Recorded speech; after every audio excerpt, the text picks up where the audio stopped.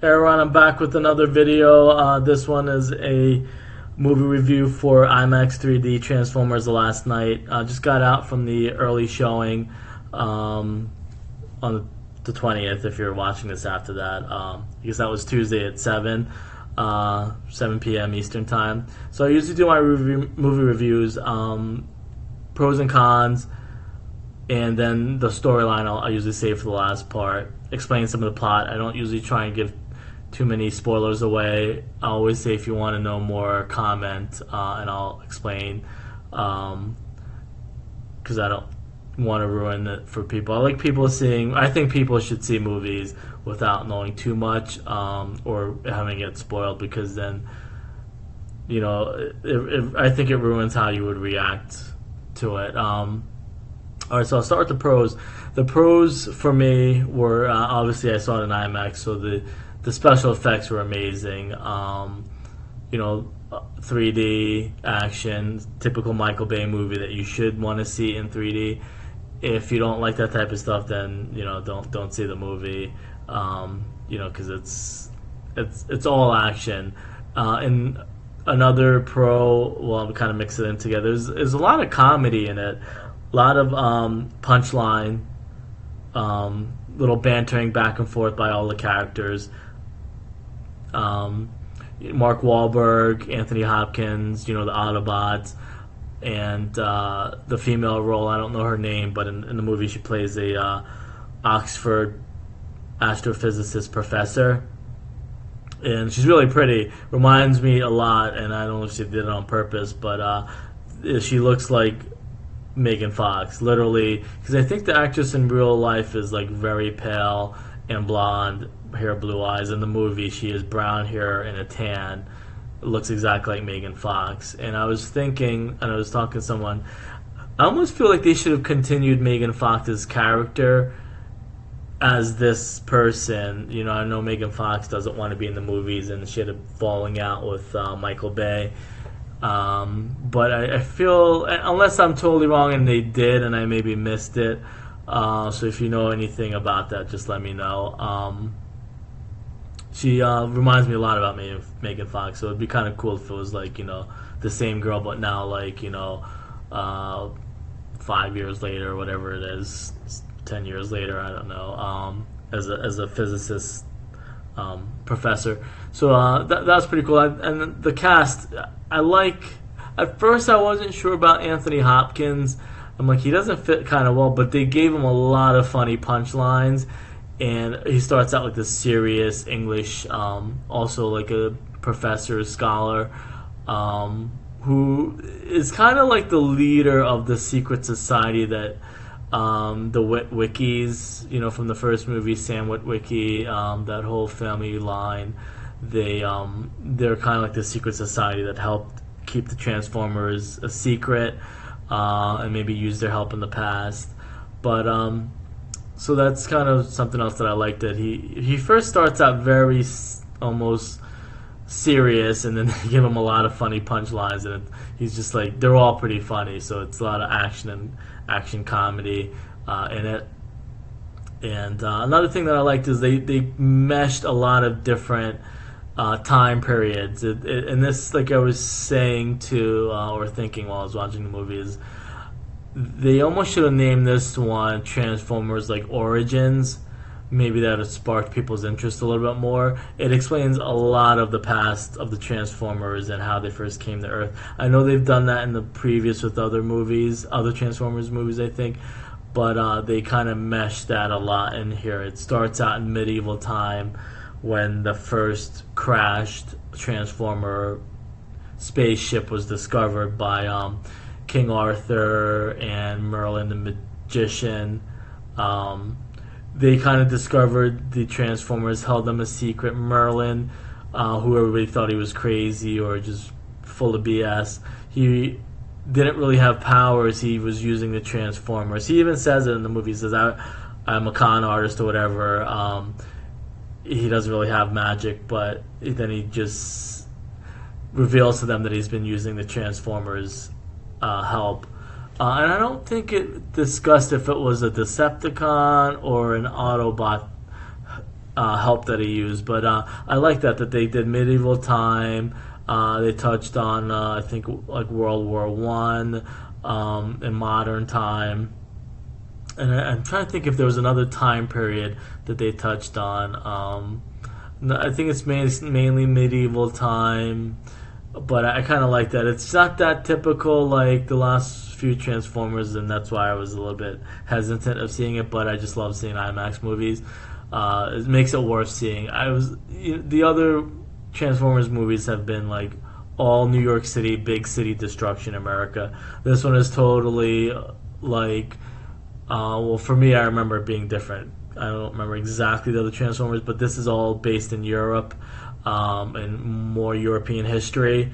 Not a big American city that gets saved and they have to save like New York or whatever it was, or Chicago or something. I don't remember in the other movies. This is all like saving Europe, and of course, people might complain, but it's just a movie that it's always the American military that has to save the rest of the world. There's like, where's China's military?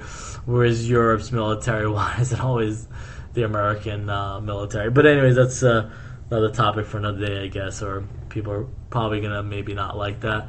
But they go to Europe to save and help, in some parts, help stop the destruction of Earth. And of course, I think they talk about that in the movie. It's like, well, we're all in it together, so I guess I can understand why the American government would get involved, because we're all trying to protect Earth. But then again, they don't show any other military from any other country. But anyways, so that's what I kind of liked, is the different time periods. So let me just kind of recap so I can kind of gather where I'm at. I liked the special effects, the 3D.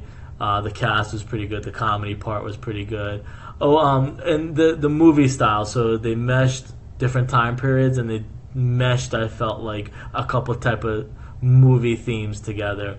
I felt like with all the Autobots, and I know they've probably done it in the past, it reminded me, and I know Mark Wahlberg talks about family a lot, and that's a big theme in Fast and the Furious. So this kind of reminded me of like another Fast and the Furious movies. There's a lot of racing scenes with like Mercedes and Chevys and Fords and Lexus and I said Mercedes already. Oh, Lamborghinis, sports cars. There was a lot of racing scenes. Remind me. So if you missed that from the Fast and the Furious franchise, I know people complain about that there's not enough of that in Fast and the Furious anymore. I felt there was like a decent amount of that in this movie, and then it also meshed an alien invasion type movie.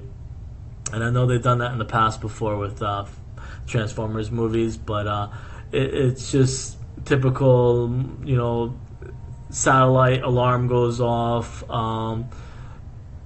space alarms, NASA alarms go off. There's a big object out in space that's coming to Earth, and they treat it like a big UFO mothership coming to Earth. And that's basically the whole genre of the movie. It's I know people didn't like that for Superman, the Superman Man of Steel movie. It was themed like an alien invasion movie. So if you're one of those people that didn't like that theme, they use that again.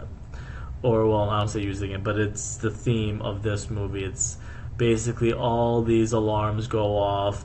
The scientists, astrophysicists, literally jump out of bed, that whole thing, and the alarms go off, and they have to notify the U.S. government that there's an alien invasion coming, and they use that theme, alien invasion. So, and I like it. I mean, it's, like I said, it meshed for me like Fast and the Furious and Independence Day, and then maybe like a medieval movie. All three of those kind of meshed together. So think of that if you're interested in seeing it or not. It's like a Fast and the Furious action movie, an Independence Day type movie, and then some medieval culture, King Arthur, Merlin, the Knights of the Round Table, English history, European history. So it meshed all that together, and I love all that stuff. So for me, it was great. It's a pro for me. So I'll just kind of leave those as the pros for now. I mean, there's probably there's a lot of like secret society type stuff that I liked in the movie also. So I thought this was one of the better movies I've seen so far for the spring and the summer. I'll not probably, I'll 100% see it again. I just loved it a lot. And I feel like what pushed it over the edge as a great movie is that it's not the typical big city BS that Michael Bay has done like in the last couple of movies. This one is totally like out in a European castle, green pastures. It's done on the wide open. That scene, different from a big New York City or American city that's going to get destroyed or whatever. So that's what I liked, and those will be the pros. If you're interested in any other pros, or just comment, then I'll reply. So I'll go to the cons. There's not going to be much. I thought it was a great movie. Maybe I was just in the mood for an action movie. So if you're in the mood for an action movie, it's gonna do the job. So the cons, I'll kind of even rope that whole Megan Fox thing in it. It's a little bit strange how they kind of casted somebody who looked exactly like Megan Fox without continuing the storyline of Megan Fox, I guess.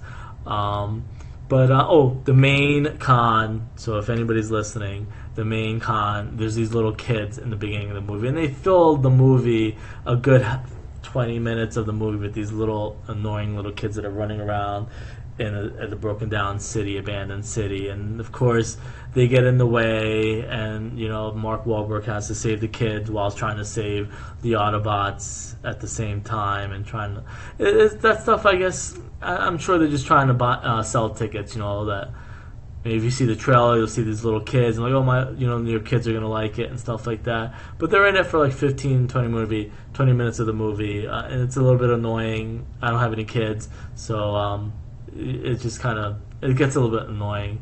I guess it opens old wounds from that whole The Last Airbender, where I thought it was gonna be like a great movie, and there's just all these like annoying little kids in the movie and stuff, and that movie will haunt me for the rest of my life. That Last Airbender movie with the little kids. So that's like 15-20 minutes you got to deal with in the beginning, but it takes off, and it's pretty well towards the end. What else was there? I was just about to say another con, but if it comes to mind, maybe I'll comment on the bottom. But basically, that was it. Like the kids, I just feel was a little bit too much. The whole Megan Fox thing is a little bit strange, but otherwise, there's not too much cons in the movie.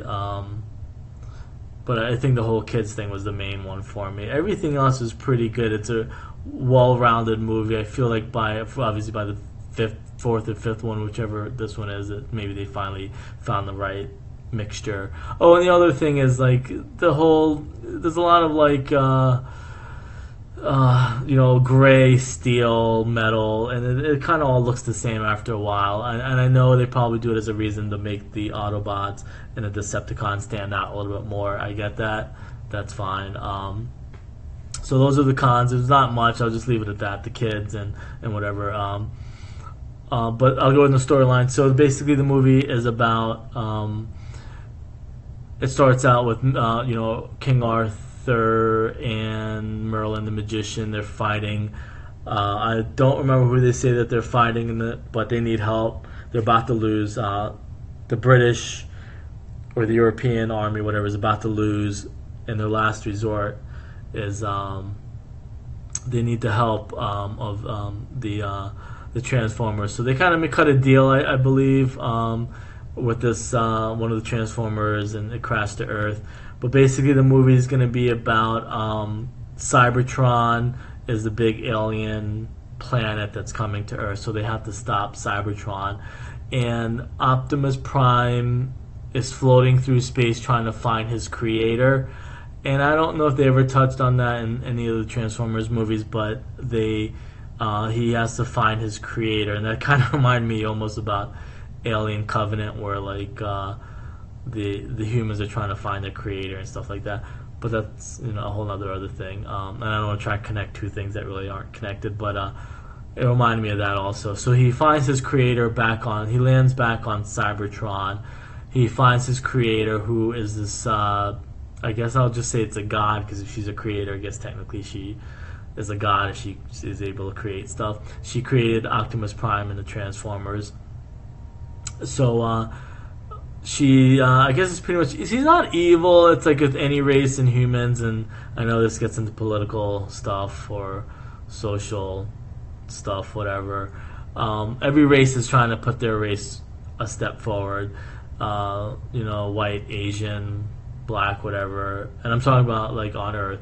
But in this, Transformers, she is trying to make sure her race of Transformers, keeps continuing. So she needs to suck the life out of Earth, and doesn't care about the human race, because she cares about her race continuing, the race of these robots. So she uses, and at a point, Optimus Prime understands and cuts a deal with her that I'll help you to make sure the race of the Transformers continues, and he becomes evil. I don't think she even manipulates him. I think he does it on his own. Like, he just understands there's a point where he has to make sure the Transformers race continues. But then he kind of snaps out of it towards the end of the movie. But they're trying to crash Cybertron to Earth and suck the. And then it turns out that Earth, and this is a spoiler, so if you don't want it to get spoiled, it turns out Earth is a kind of a being in itself called Unicron.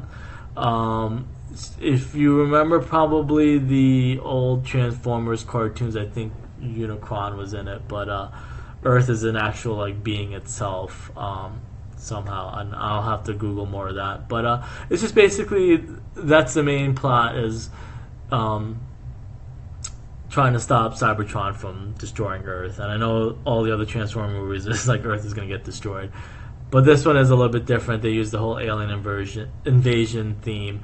So I know this review is pretty much going on pretty long. So what I'll do, if anybody's still watching, there's two things I want to mention. I don't want to go too much on about the plot. That's pretty much it. The other thing is, there is, and if you see the photo on the screen right now, Bumblebee's nose is a staff. So the female role in the movie is a descendant from Merlin the Magician. She's the only one that can wield this staff. And if you've seen the Pirates of the Caribbean movie, where they have to try and find Poseidon's trident, it's kind of the whole same thing. They have to find the staff. In Pirates of the Caribbean, they have to find the staff to control or break the staff. You can either use it for evil or destroy it for good. So they have to find the staff to kind of stop the Queen from destroying Cybertron. And the only person that can wield that staff is the female role, who's a descendant from Merlin the Magician. So that's pretty much it. That's how they stop Cybertron from sucking the life out of Earth. But I was going to say, if you're still watching this, what I'll do for the people that are still watching, on the screen is actually a t-shirt that they gave out. If anybody wants it, subscribe. Maybe I'll put all the names in a hat and pick a winner. I'm sure I probably won't get too many views, but I'll give it like maybe a week or two. Comment if you're still watching it, as a reward for watching it towards the end. And then another thing, if you're still watching it now, I'll let you know that I'll put my Instagram link to the in the description to my Instagram account. If you want to see the after credit scene, I'll put it on my Instagram account. So if you're still watching, as a little thank you for watching it to the end. And if you have any questions or comment, I know this is probably a little bit longer than I usually do movie reviews, but I just thought it was a great movie. I kind of shortened the whole plot theme of it. I don't want to ruin it too much, but you have a general idea what it's about. There's an evil god who is the creator of Cybertron and Transformers that wants to steal the life from planet Earth. So if you're still watching, comment. just comment, let's say Transformers T-shirt. Let me know that you're interested in it. Then how many people comment, then I'll put your names in a hat, and then I'll pick out a winner. And then jump over to the Instagram account. Use the link in the description if you want to see what the after credit scene looks like. So there is going to be one. It's not too much after the movie's over, maybe like 2 or 3 minutes. But you will get one, which obviously means there'll be another Transformers movie. But I like the cast. The cast was pretty good in the movie. I'd love to see them again. Like I said, they're funny. The bantering back and forth and the cracking jokes at each other. It's like hilarious. It's like what friends do, you know. They all crack jokes on each other, but they all love each other at the end and stuff like that. So I like Mark Wahlberg too, so that was great. But I'll put a link in the description, and check out my Instagram account, and I'll see if I can give you a clip of the after credit scene. All right, I'll see you guys later. Thanks for watching. Let me know what you think. All right.